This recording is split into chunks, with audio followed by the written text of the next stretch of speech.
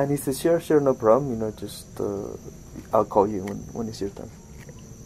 So some time later he came and he said, okay, it's your turn. Take off your shirt, sit over here. And he began to sing and to do his thing. Boom, boom, boom, boom, boom. And like 2 minutes into it, I began to feel like this huge relief. I was so relieved. I was like, oh. I have no idea what I was relieved of. Not the slightest sense of what it was that was being. But whatever it was, it just felt like, oh, it's so good and don't stop, and that's so nice, So glad. And he hadn't even started eating anything. No, that's yeah, he hadn't even started eating. He was just doing something where it was strange. I mean, he would look to the sides, and then do again, and then look to the sides. He was, I don't know what he was. And then the other thing was just it's just nice. I mean, there's something about this, about the fact that somebody would just run their hands through your head like this, and through your back like this, and it's just so nice. Yeah. Well, that's what you said about the tobacco. I mean, that's one of the things that I remember Jaime with the smoke. It's like he was looking for something in the top of my head. It's different, but it seems like it's the same sentiment that's involved. And it was so gentle, and then he found it and blew the smoke. I felt like it was going through me, and so. Yeah, I guess that is the part that would be universal, is the top of the head. Yeah, I didn't get the back rub. Or at least Amazonian, the backstroke. Yeah. At least Amazonian. There is a work on this. It's something in this area. So that was that. I mean, it was very surprising for me because all these years, I had been in Brazil and in Peru, but I really had no experience of the Colombian, Colombian ayahuasca culture, yaje culture, which is very, very different from everything else, among other things, because Colombia is seen as a dangerous place. You don't get too many, tourists arriving there in search for these types of things. They go to Iquitos. So most of the yaje consumption that occurs, it's internal. What you have in Colombia is indigenous groups that have stayed much more isolated is not the word, because they're not isolated, and much less in the Putumayo, but I mean much more together, or in some, or let's just say with actually lasting identity, sense of identity, even though they live in cities and have cars or whatever, they see themselves as. Which is much more rare, for example, here in this area.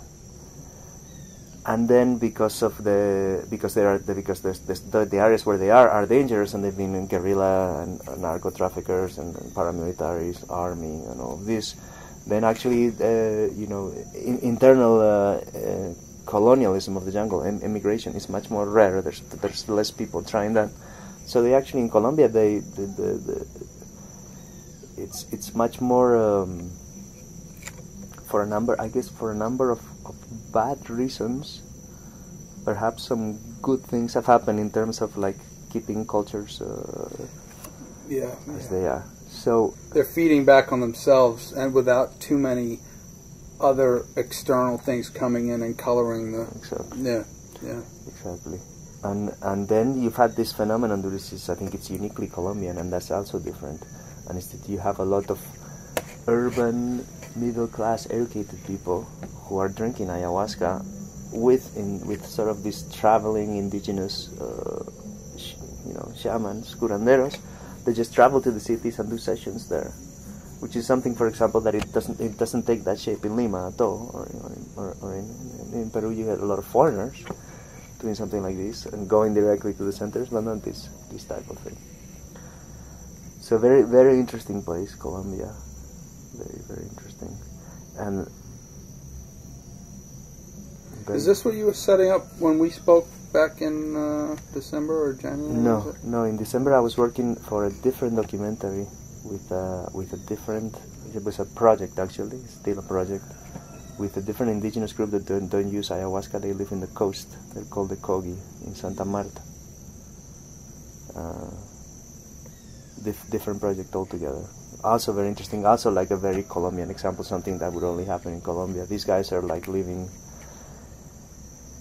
They are living right next to the place where the first Spaniards landed in the American continent. So they are like they're in the area that have seen, colonized for the longest of all of the American continent, and yet somehow they managed to like go up these mountains, a very tall sierra, and while keeping contact with people all the time, remain themselves. They suffer through the missionaries, and then they booted them out. And it's the strangest thing in the world, because you're in a modern city, and now people come see you, see people in traditional clothes, barefoot, carrying. They trade, they buy, they sell, they go back to their villages, and the villages are completely traditional, and they're only, we're talking, walking maybe is 2 or 3 days, but you're really talking about like 40 kilometers maybe distance. Right. From like a city with a harbor and lots of people and an airport and this and that, and then you got like completely traditional villages remain the same. Any insight into the people that would inform as to how that's been possible? Where so many other cultures, it's because they've kept they have these people they call mamas, which are both priests and political leaders. And the mamas undergo an extremely rigorous training where they are taken when they're children, and it's decided that they will be that. They are taken by another mama away from their mother, and they are made to live in darkness for 9 years. I read about this in Wade Davis's book. That's the Kogi. Yeah. Okay. So their leaders are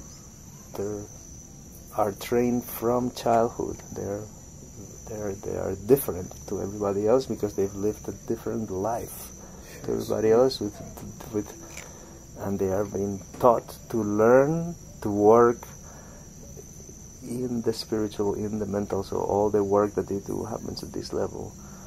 When these people take over as leaders, they're not like somebody who wins the elections or somebody. They're a different type of person than everybody else. So there is a more, I guess, how else to say it, there's a very natural sense of like, well, they are the ones who make decisions because they have been brought up. Right. And I think that's really the key to why they've been able to survive this way. They have a specialized group of people who are the keepers of the culture and the knowledge, and these people have also the political and the social power. So they manage the encounter between the community and the West. So some things are accepted and some things are taken in, and some of the things are not allowed from the Western world. So.